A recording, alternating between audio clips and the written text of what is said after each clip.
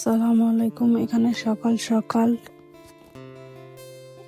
গরুকে গোসল করার জন্য রেডি হয়ে গেল। গরুকে গোসল করার জন্য আয়নের বাবা এখানে গরুকে সুন্দর করে গোসল করে নিল। গোসল করার শেষে এখানে আমি আয়নের বাবার পাঞ্জাবি সুন্দর করে তারা মসজিদে যাবে, এখানে তারা রেডি হয়ে নিল মসজিদে যাওয়ার জন্য। আয়নের বাবা এখানে মসজিদ থেকে এসে গরু কোরবানি দেওয়ার জন্য তারা প্রস্তুতি নিচ্ছিল গরুকে বেঁধে।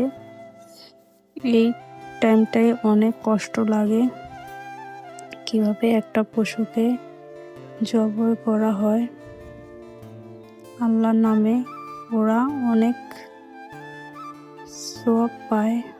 এখানে গরুটাকে দেখে অনেক কষ্ট লাগছিল, সবাই ধরাধরি করে গরুটাকে এখানে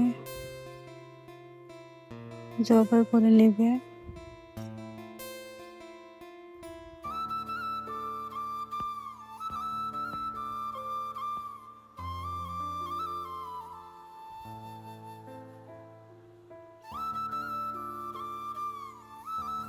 এখানে অনেকটা দেরি হয়ে যাচ্ছিল, গরুটাকে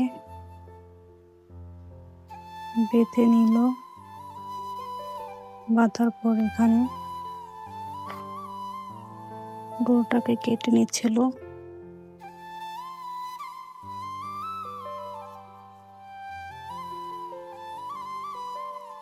আমার এই সময় আমি ঘরে ছিলাম, আমি গরু কাটা দেখতে পাচ্ছিলাম না। আমার অনেক ভয় লাগছিল, তাই এখানে কাটা শেষে এখানে চামড়া ছিলে নিল গরুর। এখানে আয়নের বাবা গরুর মাংস কাটছিল। কাটা শেষে আমাদের সারাদিনের কাজ শেষে এখন সন্ধ্যাবেলা একটা আইসক্রিম খাচ্ছিলাম। আয়ান এখানে বলছিল ভাত খাবো, তাই ভাত দিয়ে নিলাম আয়ানকে। এখন আবার আমরা সবাই খাচ্ছিলাম।